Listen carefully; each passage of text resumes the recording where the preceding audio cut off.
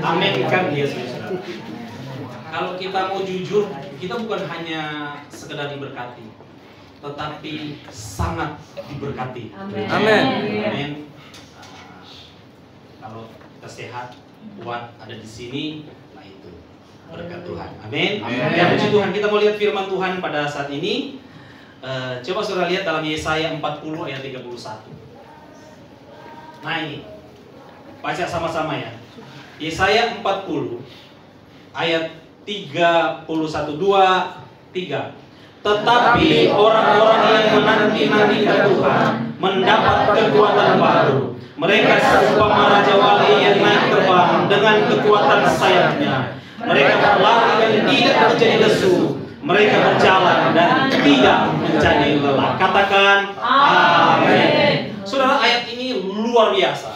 Kenapa? Kalau saudara lihat, di situ dikatakan begini. Mereka berlari tidak menjadi lesu. Mereka berjalan dan tidak menjadi lelah. Padahal kita manusia itu ada batas kekuatan. Kalau terlalu jauh kita berjalan, berlari atau apapun itu, pasti lelah, pasti lesu. Tapi ini dibilang tidak menjadi lesu, tidak menjadi lelah. Ini bukan bicara kekuatan fisik sebenarnya, tapi spiritual, rohani kita. Nah, di sini dikatakan, tetapi orang-orang yang menanti-nantikan Tuhan mendapat kekuatan baru. Saudara perhatikan kata menanti-nantikan. Kita setuju kalau saya berkata bahwa menunggu itu salah satu pekerjaan paling membosankan. Tunggu-tunggu, apalagi nggak datang. Tunggu-tunggu gaji kok belum cair. Tunggu-tunggu kok kekasih sudah janji datang jam 7 malam. Wah, datang jam 10. Padahal dia mendarat dulu di tempat yang lain. Terus dijanjikan macam-macam, tapi kita tunggu-tunggu nggak datang-datang, nggak dapet. Nah, tetapi saudara, kata menanti-nantikan di sini sebenarnya bukan hanya sekedar menunggu, tetapi dia punya arti. Nah, ini yang saya mau bahas di sini. Kata menanti-nantikan Tuhan di sini dalam terjemahan asli, karena terjemahan lama ini ditulis dengan bahasa Ibrani. Kata menanti-nanti di sini dipakai kata kafa. Kata kafa ini artinya begini: diikat menjadi satu. Jadi diikat menjadi satu, menjadi sama. Diikat bersama menjadi satu. Seperti tangan saya begini diikat dengan tali. Jadi begini, berarti kata menanti-nantikan ini, saya dan saudara itu diikat menjadi satu dengan Tuhan. Nah, kalau sudah terikat begini, kalau Tuhan itu ke kanan, saudara harus ke kanan. Kalau Tuhan ke kiri, saudara harus ke kiri. Kalau Tuhan itu maju, melangkah maju, saudara kita harus melangkah maju. Kalau dia stop, diam sejenak, kita harus stop. Itu maksudnya yang dikatakan menanti-nantikan. Terikat bersama dengan Tuhan. Kemana Tuhan jalan, kemana dia bawa kita, dengan rencananya kita harus ikut ke situ. Kalau misalnya Tuhan bawa, ya, kalau kita melewati lembah kekelaman, apa itu lembah kekelaman? Masa-masa sulit, masa-masa sukar, masa-masa tidak enak, kita harus ikut di situ. Bahkan kalau dia bawa kita melewati satu perjalanan, melewati api, panas, nggak enak, ada ujian, ada proses hidup, kita harus ikut di situ. Kalau dia melewati lautan dunia ini, kita hidup bahtera rumah tangga melewati lautan lepas ini. Kalau Tuhan bawa kita menghadapi ombak dan badai, kita harus ikuti itu. Amin. Pelaut yang hebat dihasilkan dari gelombang yang besar. Amin. Kristen yang kuat, hidup saya berkualitas, itu harus terikat dengan Tuhan dan dia dibawa dibawa kemanapun, kita harus ikut di situ. persoalannya begini. Tuhan bawa kita melewati satu jalan, situasi yang tidak enak, kita lari dari situ. Kita melepaskan diri dari ikatan itu. Padahal ketika Tuhan bawa kita melewati pencobaan, tantangan, ujian apapun, sebenarnya kita hanya melewati itu saja, nggak diam di situ, nggak tinggal di situ. Itu sebenarnya adalah batu loncatan, saya katakan, bahwa kita bisa masuk, melangkah untuk melihat yang namanya keajaiban, untuk melihat yang namanya mujizat, untuk melihat namanya pertolongan Tuhan. Amin. Jadi sederhananya begini, kalau kita kafah dengan Tuhan, terikat dengan Tuhan, berarti kita harus hidup sesuai waktunya tuh. Waktu Tuhan beda dengan waktu kita. Betul ya? Maunya kita yang instan, cepat, siap saji. Tapi Tuhan tidak begitu.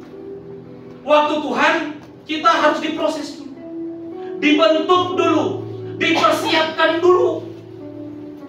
Kalau yang instan memang enak, tetapi tidak terlalu itu bisa datang sakit. Saya suka mie, mie apa namanya? Indomie. Ya, Sedap. mie sedap, mie goreng, mie apapun itu. Tapi istri udah marah kalau saya makan sudah 2-3 hari, itu sudah sariawan, sudah panas. Coba sudah lihat kalau tentara, kalau dia makan mie dengan makan daging, beda.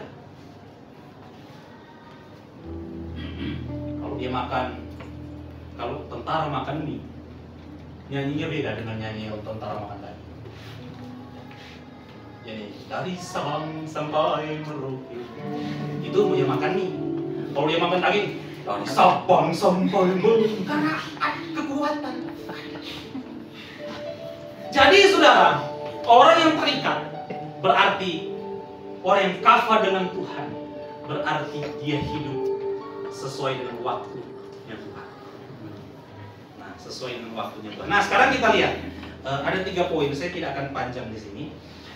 Orang yang kafah dengan Tuhan. Coba 1 Samuel 13.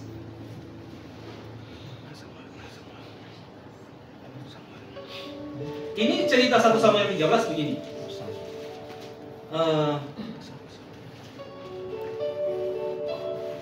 Orang Israel di zaman dulu belum punya raja, masih dipimpin oleh hakim atau nabi. Terakhir yang memimpin itu Nabi Samuel. Nah, orang Israel tiba-tiba ingin sekali mempunyai seorang raja, karena tren zaman itu setiap bangsa itu ada rajanya, ada pemimpinnya. Nah, orang Israel pun ingin sekali punya seorang raja, dan Tuhan itu murka sekali, marah sekali, karena orang Israel itu maunya seorang raja terpilih secara demokrasi. Kalau kita lihat pemilihan umum kan ada calon-calon yang kita pilih. Tapi di zaman Israel purba itu Tuhan tidak mau seperti itu. Yang Tuhan mau kepemimpinan orang Israel itu secara bahasa politiknya teokrasi. Teokrasi itu begini, pemimpin yang langsung dari Tuhan yang dipimpin lewat seorang nabi. Tapi orang Israel itu tidak mau. Orang Israel mau seorang raja yang mereka pilih. Tuhan marah sekali sebenarnya.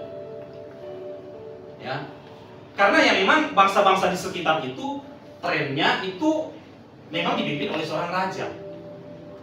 Nah, tapi begini, walaupun Tuhan marah, tapi Tuhan berbelas kasihan. Akhirnya Tuhan suruh Samuel untuk memerapi seseorang yang nama seorang raja. Dia raja pertama orang Israel, namanya Saul. Nah, Samuel Tuhan suruh untuk tes kelayakan kepada ini Saul. Kalau kita istilah sekarang apa? Proper test, gitu ya. Dites dulu, benar nggak dia, layak nggak dia jadi raja. Nah, di sini di ayat ini, kalau sudah lihat 1 Samuel 13 ayat 6 sampai 14, saya cuma baca ayat yang ke 14 saja. Ayat 13 saja. Kata Samuel kepada Saul, perbuatanmu itu bodoh. Bayangkan, Samuel bilang ke Raja Saul, kamu itu bodoh. Engkau tidak mengikuti perintah Tuhan. Kenapa? Karena di 1 Samuel 10 sebelumnya, waktu Saul itu orang Israel pilih dia mau jadi raja, Samuel bilang begini kepada Saul, kamu tunggu saya, pergi kamu ke Gilgal, tunggu saya di situ. Nanti kalau saya datang, saya mau mempersembahkan korban bakaran, dan kamu akan disahkan menjadi raja di situ. Ya, disahkan kamu di situ, di Gilgal itu. Tunggu saya di situ. Jangan kau buat apa-apa, sabar saja kamu di situ. Itu di 1 Samuel 10. Nah, ini Saul tunggu. Dia pergi ke Gilgal dengan pasukan yang dia pimpin itu ada hampir ada 600-an orang tentara yang mengikuti dia. Tunggu Samuel di situ. Hari pertama dia tunggu Samuel belum datang. Hari kedua Samuel belum datang. Hari ketiga, 4, 5, 6, 7 Samuel pun belum datang. Nah, waktu Saul sedang menunggu Samuel, itu orang Filistin sudah seperti pasir di tepi laut untuk menyerang dengan kereta perangnya, dengan pasukan panah dan lembingnya. Sudah ada di hadapan mereka, mau serang ini orang Israel di bawah pimpinan Saul. Saul belum boleh berperang kalau Samuel belum datang, karena Samuel sudah janji, kamu jangan buat apa-apa sebelum saya datang. Diam saja kamu di situ. Nah, Saul berpikir begini, kalau mereka diam-diam di situ, orang musuh sudah datang. Bayangkan, rakyat yang dipimpin oleh Saul itu sudah ketakutan, lari ke gua-gua batu, lari ke bukit-bukit batu, masuk lompat ke dalam sumur, menyeberang sungai Yordan karena sudah ketakutan, karena musuh terlalu banyak di depan. Akhirnya karena Samuel belum datang-datang, ya. Akhirnya karena Samuel belum datang-datang, Saul ini apa? Dia persembahkan itu korban bakaran ke hadapan Tuhan. Padahal korban bakaran disembelih dan dibakar itu pekerjaan imam, pekerjaan pendeta, tapi dia coba ambil alih di situ. Pas sudah hari ke-7, dia pikir Samuel itu lama sekali janjinya pun tidak datang-datang. Ini sudah musuh sudah di depan mata mau serang kami ini. Oh Samuel, kamu kok belum datang? Akhirnya dia persembahkan korban. Waktu dia persembahkan korban selesai, Samuel itu datang. Ya, coba lihat di ayat 6. Ketika dilihat orang Israel, orang-orang Israel, bahwa mereka terjepit sebab rakyat memang terdesak, maka larilah rakyat bersembunyi di gua, keluk batu, bukit batu, liang batu dan berigi. Malah ada orang Ibrani yang menyeberang arungan sungai Yordan menuju tanah Gad dan Gilead. Sedang Saul masih di Gilgal dan seluruh rakyat Israel mengikutinya dengan gemetar. Ia menunggu 7 hari lamanya sampai waktu yang ditentukan Samuel. Tetapi ketika Samuel tidak datang di Gilgal, mulai rakyat itu berserak-serak meninggalkannya. Sebab itu Saul berkata, bawalah kepadaku korban bakaran dan korban keselamatan itu. Lalu ia mempersembahkan korban bakaran. Baru saja ia habis mempersembahkan korban bakaran, maka tampaklah Samuel datang. Saul pergi menyongsong untuk memberi salam kepadanya. Tapi kata Samuel, apa yang telah kau perbuat? Jawab Saul, karena aku melihat rakyat itu terserak-serak meninggalkan aku dan engkau tidak datang pada waktu yang telah ditentukan. Padahal orang Filistin telah berkumpul di Mikmas. Maka pikirku sebentar lagi orang Filistin akan menyerang aku di Gilgal, padahal aku belum memohon belas kasihan Tuhan. Sebab itu aku beranikan diri lalu mempersembahkan korban bakaran. Pas dia persembahkan korban, Samuel seharusnya sabar, itu bukan pekerjaannya dia, tapi dia coba lakukan pekerjaan imam. Marahlah Tuhan, marahlah Samuel. Dia nggak mau sabar. Dia nggak mau sabar tunggu waktunya yang sudah Samuel tetap. Saudara, ada banyak kali, ya, saya tidak bilang saudara bodoh ya, enggak. 1 jari saya tunjuk, 3 jari saya. Tapi terkadang ada tindakan-tindakan yang bodoh yang kita lakukan karena tidak sabarnya kita ini. Kita sudah cemas, kita sudah khawatir, kita sudah bimbang karena jawaban Tuhan itu belum datang. Pemuda-pemudi sudah khawatir, sudah kepala 3, sudah kepala 35, sudah kepala 40, jodoh belum datang. Akhirnya siapa saja sikat. Dulu waktu masih muda, masuk 18, 20, ada yang berkata, gak mau, siapa dia?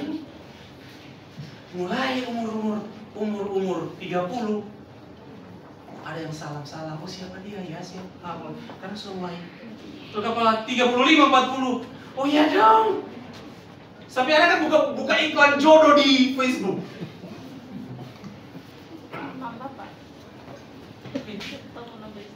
Sabar, sabar. Si banyak budaya. Saya ulang berkali. Jangan karena nggak sabar. Saya itu, saudara, umur 30 saya nikah. Ya sudah umuran. Tapi nggak masalah. Mau umur 35, mau 40, nggak masalah. Yang penting sabar. Minta sama Tuhan, Tuhan. Ya sampai kau salah pilih loh. Ya. Sampai karena kau nggak sabar, karena ingin karirmu cepat demi cinta kau tinggalkan. Ya. Nama Matius, nama Yohanes, nama Yosua, karena demi cinta sesudah. Nama kau ganti Abu Bakar. Sabar. Tuhan kasih kau yang terbaik. Amin. Dalam gereja banyak cewek-cewek Kristen cantik yang rohani. Di gereja banyak cowok-cowok Kristen yang rohani. Ngapain cari yang terima yang sah? Istri-istri jangan cerewet kalau suamimu belum dapat job pekerjaan yang lebih apa yang dia punya saja, yang disyukuri. Sabar, doakan dia, support dia. Biar dia legah bekerja, biar dia pasang dadang. Oh, istri saya. Atau dia akan kerja dengan sungut-sungut. Capek, apa ya? Capek mentalnya. Kenapa? Karena dia nanti pulang, kau sudah 5 jarimu sudah begini. Seharusnya buka pintu kau sama dia. I love you sayang. Peluk dia aja. Terima kasih kamu sudah bekerja. Dia kemana? Suaminya kamu sebentar mau ambil itu. Nah ini lagi, pokoknya. Sabar, amin. Tuhan punya waktu. Yang penting sudah kita kerjakan bagian kita sungguh-sungguh dengan Tuhan. Kerja pasti itu ada berkat. Jadi, sudah orang kalau kafah dengan Tuhan, terikat dengan Tuhan, dia pasti bisa bersyukur, bisa bersukacita. Walaupun mungkin belum ada jawaban, tapi dia tetap terikat, tetap mempercayai Tuhan bahwa Tuhan sanggup menolong. Amin. Nah, saudara, bagian yang kedua. Bagian yang kedua di sini, saudara, orang yang kafah dengan Tuhan. Coba saudara lihat di tadi 1 Samuel. Nah, ini 2 Samuel. Coba saudara lihat. 2 Samuel 11 ya. Nah, ini 2 Samuel 11. Ayat 1 ayat 2. Pada pergantian tahun, pada waktu raja-raja biasa maju berperang, maka Daud menyuruh Yoab maju beserta orang-orangnya dan seluruh orang Israel. Mereka memusnahkan Bani Amon dan mengepung kota Rabah. Sedang Daud sendiri tinggal di Yerusalem. Sekali peristiwa pada waktu petang, ketika Daud bangun dari tempat pembaringannya, lalu berjalan-jalan di atas sotorum istana. Balkon di depan istana, ada balkon yang menghadap keluar. Terus, lalu berjalan-jalan di atas soto istana. Tampaklah kepadanya dari atas soto itu seorang perempuan yang sedang mandi. Perempuan itu sangat elok rupanya. Perempuan ini namanya Batseba. Nah, begini. Pada waktu pergantian tahun, pada waktu itu raja-raja biasanya maju berperang. Biasanya raja-raja di pergantian tahun, termasuk Daud, seharusnya ada di medan, bukan medan Sumatera Utara, medan pertempuran. Tapi dia tidak ada waktu itu. Dia cuma tidur-tidur di rumah. Nah ini nggak ada kerjaan. Terus dia keluar dari balkon istana, terus dia jalan-jalan cari angin.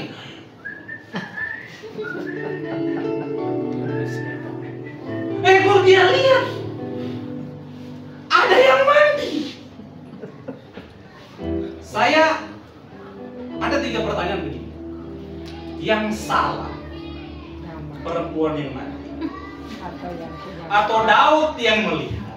Atau tukang yang bikin itu kamar mandi yang nggak ada atapnya? Nah, jadi macam saya tanya ini mana yang salah? Daud salah memang, karena dia lihat. Kalau Daud ini gini ya, kalau Daud itu benar, dia pasti suruh anak buah, suruh itu perempuan mandi, tutup itu pintunya, tutup itu atapnya, kan begitu. Ini malah Daud kepincut lihat dia. Nah, dan sebenarnya begini, adat ketimuran, ya, perempuan itu tidak boleh sembarangan mandi, apalagi nggak ada atap. Ya, kalau mak di Bali mah udah biasa kita. Maksudnya itu biasa begini. Kalau kita ke Pantai Kute, taruh di manapun itu di Tanah Lot, Pantai Kute, Peti Tengah Bija, mana-mana. Oh, kalau kita lihat itu banyak berseleweran. Nah, gitu. Hati-hati bapak-bapak ya. Mulia, pura-pura lihat sunset. Kalau mata itu udah pedas begini, saya lihat apa istri di samping. Pura-pura. Nah, jadi gini. Biasanya pada waktu itu, dan kita kan tahu yang terjadi kan begitu. Akhirnya Daud mengakhiri perempuan ini, dan akhirnya Daud jatuh ke dalam dosa waktu itu. Nah, yang saya mau bahas begini. Pada waktu pergantian tahun, pada waktu raja-raja ada di medan pertempuran, seharusnya begini, Daud itu harus ada. Pergantian tahun itu begini. Waktu itu terjadi perluasan wilayah. Orang Israel wilayah yang dia taklukkan, yang dia kalahkan itu akan menjadi wilayah Israel. Nah, kalau menjadi wilayah Israel, itu daerah itu harus ada apa sih namanya? Ada seperti surat. Di mana surat itu? Bahwa surat itu adalah surat yang menyatakan bahwa wilayah yang ditaklukkan ini adalah milik Israel. Jadi di surat itu akan dikasihkan lilin, cairan tetesan lilin, taruh di situ. Baru di stempel. Stempel itu bukan stempel seperti yang sekarang yang kita lihat ada stempel cap-cap di surat-surat. Tapi stempel itu yang dipakai stempel itu adalah cincin raja. Ada meterai di cincinnya, dia besar seperti kalau kita lihat orang pakai batu aki. Nah, tapi ini dia ada meterai di situ. Ada gambar itu. Nah, itu dipres lah di lilin yang di surat itu. Baru sah lah wilayah ini ditaklukkan oleh dan milik Israel. Baik ketika mau diserang ataupun mau diserang, diutus utusan. Kamu mau menyerah atau gimana? Kalau menyerah, stempel tanpa peperangan, wilayah ini jadi milik Israel. Begitu. Kalau enggak ya diserang. Selesai diserang, bikin stempel juga, di stempel suratnya itu wilayah ini milik. Nah, untuk mensahkan itu, Daud harus ada di situ.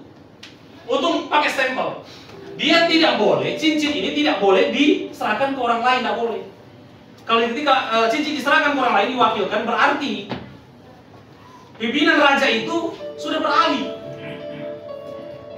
Ya, Daud di sini buka celah sebagai. Seharusnya dia ada di medan perang, tetapi dia cuma santai-santai, jalan-jalan, nikmati ini hidup, tidak mau menggunakan waktu. Daud berada di tempat yang salah, di waktu yang salah, di tempat yang salah, ketemu dengan orang-orang yang salah, jadi salah. Saya harus tempatkan hidup kita sebagai orang percaya di tempat yang benar. Amin. Amin. Hari Minggu saudara ada di tempat di mana? Ya.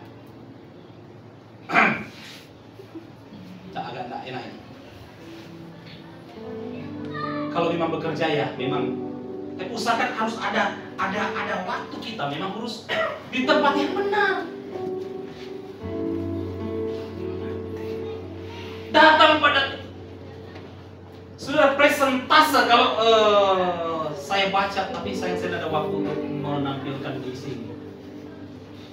Berapa waktu kita habis dengan pekerjaan? Berapa waktu kita habis dengan kita pakai santai? Dengan waktu kita dengan Tuhan itu presentasenya. Kalau dari kita umur 1 tahun sampai kita umur 70 tahun ya, itu mungkin cuma 2% kita hubungan kita dengan Tuhan dalam hal ini. Nah, seharusnya kesempatan yang kecil itu kita pakai, waktu yang berharga itu kita pakai untuk mendekatkan diri kita dengan Tuhan. Amin. Amin. Dekat dengan Tuhan, sungguh-sungguh dengan Tuhan, makin mengasihi Tuhan. Karena waktu yang Tuhan berikan itu tidak mungkin bisa kembali. Ya, Bapak Ibu Saudara, kalau orang kafah dengan Tuhan, terikat dengan Tuhan, dia pasti ada di tempat yang benar, di waktu yang tepat, tempat yang benar, bersama dengan orang-orang yang benar. Amin. Kalau kau kafah dengan Tuhan, kau tahu cara bagaimana bergaul. Bedakan kau bergaul dengan orang-orang yang membuatmu jauh dari Tuhan atau dengan orang yang mendekatkan kau dengan Tuhan. Kalau kau terikat kafah dengan Tuhan, engkau tahu menghargai waktu. Oh, ini waktu saya dan keluarga saya mau berdoa kepada Tuhan, saya mau beribadah kepada Tuhan, saya mau beri yang terbaik. Haleluya. Yang terakhir, ya. Yang terakhir Markus 5. Ini Markus 5 ini sudah pernah saya sampaikan firman Tuhan ini. Ini Yesus membangkitkan anak Yairus dan menyembuhkan seorang perempuan yang sakit pendarahan. Itu ada di Markus 5. Mulai ayat 21. Sesudah Yesus menyeberang lagi dengan perahu, orang banyak berbondong-bondong datang lalu mengurumuni dia. Sedang ia berada di tepi danau, datang seorang kepala rumah ibadat yang bernama Yairus. Ketika melihat Yesus, tersungkurlah ia di depan kakinya dan memohon dengan sangat kepadanya, "Anakku perempuan sedang sakit, hampir mati. Datanglah kiranya dan letakkan tanganmu atasnya supaya ia selamat dan tetap hidup." Lalu pergilah Yesus dengan orang itu. Orang banyak berbondong-bondong mengikuti dia dan berdesak-desakan di dekat. Seorang kepala rumah ibadat orang kaya merendahkan diri, datang kepada Yesus, tersungkur minta Yesus datang. "Tengok anak saya perempuan, sakit hampir mati. Tumpahkan tangan atas dia, biar dia hidup, biar dia sehat kembali." Ya, anak perempuan ini anak perempuan satu-satunya. Ya, memang kalau anak perempuan dengan bapak itu chemistry-nya kuat. Ya. Itu saya nggak tahu ya. Memang coba saudara lihat, biasanya anak laki dekat dengan ibunya, gitu ya. Anak perempuan kebanyakan dekat dengan bapak. Anak saya Ellen, kalau saya jemput, dia selalu minta jajan. Oh, istri saya, no, nei. Kalau dikasih pagi, jangan pernah minta. Nah, kalau bapak kan masih ada sedikit sembunyi-sembunyi di sisi 5.000, di sisi 5.000 tanpa ketahuan istri, dikasih sama anak perempuan. Karena apa ya? Kita laki-laki itu memang untuk anak perempuan itu ada sedikit, bukan memilih kasih, tidak. Rasanya memang seperti itu. Nah, di sini bapaknya sayang sekali dengan perempuan ini. Datang pada Yesus. Oke, ketemu Yesus, sudah jalan mereka di jalan. Tiba-tiba di jalan disalib seorang perempuan yang sakit pendarahan yang 12 tahun. Akhirnya Yesus lagi pelayanan di situ. Yesus akhirnya langkah Yesus itu terhenti. Waktu itu mulai habis. Saudara kalau urgent mengundang seseorang, undang pendeta, "Pak Gembala datang dong, doakan ulang tahun. Saya ulang tahun perkawinan, ulang tahun anak saya, harus ucapan syukur." Terus gembalanya pas datang, terus mampirlah gembala. Mampirlah dia di Indomaret, terus lagi mampirlah lagi dia di KFC, mampir. Oh, bisa bosan loh orangnya. Nah, si Tuhan Yesus ini masih lagi layani si perempuan ini. Seharusnya Yairus ini agak emosi dia. Yesus, saya sudah undang kok malah berhenti tengah jalan, orang lain yang dilayani. Tuh, anak saya sudah nafasnya tinggal satu-satu, kan begitu. Dan benar, karena Yesus di perjalanan itu dia pelayanan demi pelayanan, akhirnya agak terlambat dia. Belum sampai di rumah Yairus, rombongan dari rumah Yairus datang. Dia bilang kayak "Pak Yairus, tidak usah sibukkan Tuhan Yesus untuk datang doakan. Anakmu sudah mati." Bayangkan, tadi masih hidup. Karena Yesus lambat masih melayani orang lain, matilah anaknya. Kalau Yesus agak cepat kan lain cerita. tidak akan mati anaknya Yairus. Sekarang coba lihat. Yairus itu tidak protes, tidak mempersalahkan Tuhan. Nah, orang yang kafah dengan Tuhan, orang yang terikat dengan Tuhan begini. Dia tahu waktu Tuhan pasti yang terbaik. Walaupun sudah mati, tapi Yesus datang dan Yesus bangkit. Wah, sudah terlambat sebenarnya kalau mau ikut. Sudah mati tadi masih hidup kan Tuhan Yesus, terlambat kan begitu. Mulai ada protes, mulai ada persunyitan.